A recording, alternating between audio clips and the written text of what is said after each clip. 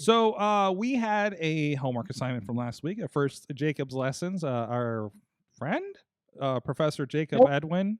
What? nope, not friend. Not friend. Why not friend? Because I saw this match. Ah. So the match in question was one Goldust, a returning Goldust apparently, against Randy Orton, and this is to get Cody Rhodes' job back. Apparently, there was a lot of it was an interesting setup because it was when Triple H was, of course, an authority figure. Go figure. It was during the Chester Bennington. Really? I never would have guessed. Yes, shortly after the SummerSlam, where Daniel Bryan won, only to be Money in the Bank and punted by Orton. Yeah. Yeah, it was a great time. Was this a lead-in? Was this a just months before the ill-fated Royal Rumble incident in Pittsburgh? I'm not You sure. know. Is it? About Let's see what the I date think is. yes, you're right. Um, Yes, that was heading towards the Royal Rumble because Oh, Daniel 'cause Bryan eventually got his shot and At 30. prevailed at WrestleMania, Yeah. but Batista was the one who won the Rumble. So yeah. Yeah. So we're in that fun time.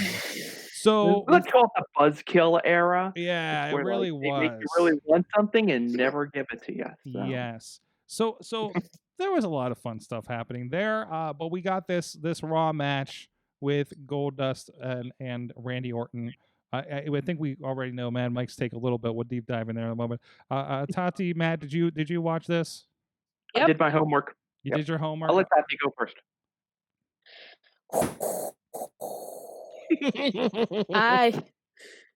Okay, so the match itself is really good, and the story that's being told is very compelling. Like it was good wrestling to watch Goldust like trying so hard to be the better man for his brother, for pretty much for his integrity as well, because when you're facing off against an authority figure that's holding this massive thing against you above your head, your integrity comes into play whether you want it to or not. So it was good to watch like all the emotion that went into it, and of course thinking, yes, he's got it, and no, he doesn't. Oh no. Then of course you've got I personally didn't think the promo afterwards by Randy Orton was all that great considering what he typically does. I thought it was one of his not one of his better ones, but it served its purpose. Talk trash on Goldust, make him feel worse for failing his little brother, and then of course say to Daniel Bryan, "Hey, guess what? You're a loser too." But the worst part, and this is the part that sticks out the most, was the promo afterwards Yeah. with Stephanie McMahon.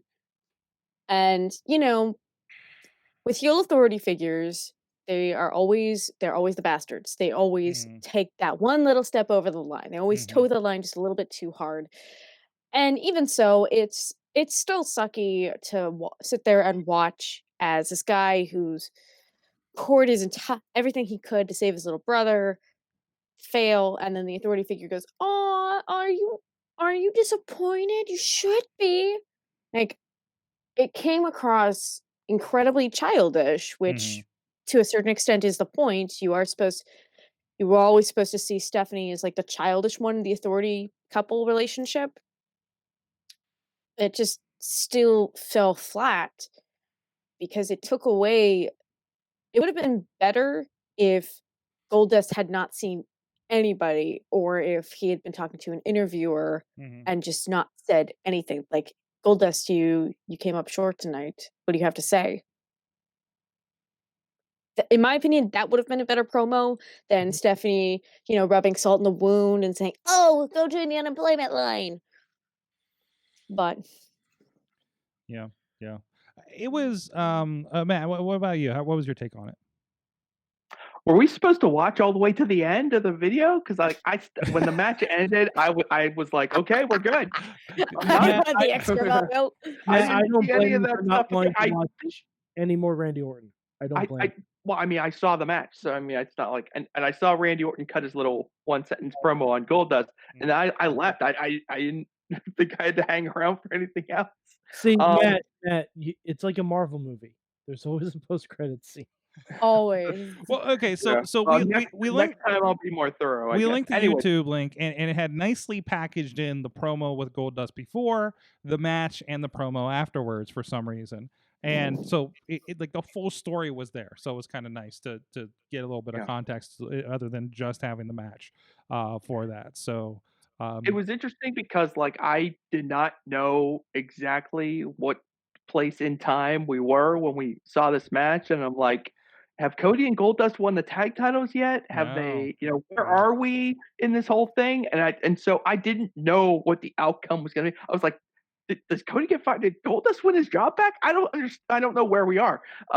So So so the ending, was a complete shock to me, and that probably enhanced the match for me a little bit. Mhm. Um, now, as a match, I mean, it's perfectly acceptable wrestling. The only thing that really elevates it are Goldust doing the crossroads Mhm. toward the very end, and Yeah. the stakes. Yeah. The stakes make the match. I mean, this is like the the oldest lesson of pro wrestling, right?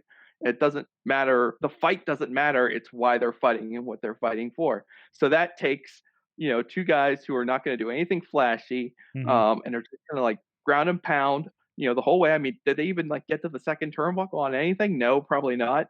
And they just kind of it's a punch kick, it's Randy Orton, so you get a chin lock here and there, and it's just a match. But because of the stakes, and because they were fortunate to be in Canada, the crowd's Yeah. really hot and Toronto crowd. it's got a lot of energy. So it was a fun match to watch. I also wanted to point out it had one of my favorite little subtle wrestling things that always kind of make me smile whenever I see it. It's like they get on the outside and like Goldust does something to knock Randy for a loop, and Randy kind of like turns away from Goldust and just swings at the air and then falls over, which is fantastic. So that was a good little thing. I had some notes here. Again, let's see. What did I write down here? I miss crowds. Check, check. Okay. It was almost surreal to watch a wrestling match with a crowd and with a WWE RAW era crowd again for me, and such a hot one with them. Because you look at it, like Mike was saying, on paper it's like it's an Orton match grown, right? But it's just like, but people are, you forget how much people eat that up. People were into this match and in person, or they're drunk. Who knows? They're Canadian. That's the thing. Drunk, Canadian, and into the match in that order. That's right. That's a good probably. recipe. I'd argue not everyone was into the match. Enough people. No, like the people that were face front on the hard cam side were dancing. I'm going by how I they mean, sound. They were dancing during a Randy Orton headlock. Mhm. So that's roughly about 8 minutes of a match.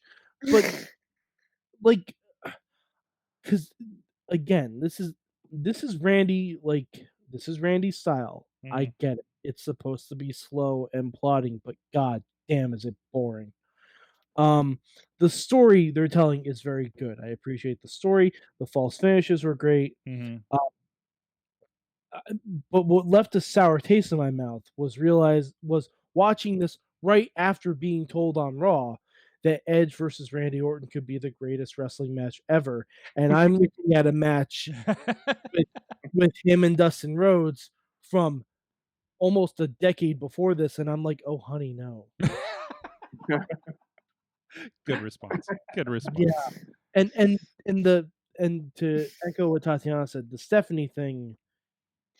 Stephanie is an authority figure for men. Always bothered me, not for the reasons you'd think, but because she would try to channel Vince so much. And she does a good job at that. But the reason that Vince worked was because people would get comeuppance on Vince. Like he'd get a stunner every second or third week. Yeah. Whereas every single time Stephanie berated someone, they just had to sit and take it. And there was never any kind of retribution for it. Yeah. Or like when she'll hit a superstar and it's like, great. Who's supposed to hit you back? Yeah. Yeah. Because unfortunately, the WWE is not pro intergender wrestling. Yeah. It's still women don't get hit by men zone. Except for It's like, Dad. great. Except for Dad, apparently. And you like think about like the era that they're in. Mm-hmm. This is like, yeah, I mean, like I kind of jokingly referred to it as like the Buzzkill era, but think of like the sequence of events. Mm-hmm. Daniel Bryan just got turned on and screwed out of the world title. Cody Rhodes got fired. Goldust comes back, fails. I mean, there's going to be a sequence of Randy Orton, Daniel Bryan matches on pay-per-view that will end in one failure after another for Daniel Bryan to the point where towards the end of the year or the crowd turns on the product. Yeah. And Yeah. elevates Daniel Bryan. Yeah. That's the end game, and that's the path WWE has set itself on at that point in history. It will also They are turning the crowd against their company at this It point. will end on Daniel Bryan's trainer and mentor, Shawn Michaels, turning on him for no fucking reason and no fucking payoff. Yeah. I'm still waiting for that WrestleMania match, which honestly they could do because we've seen Shawn can go. Yeah. Oh boy. Shawn was not the problem in that match. No. There were 3 other problems. And we're not talking about the time zone change. Nope. It wasn't jet lag. So with that, well, okay, that was great. So that was our first lesson.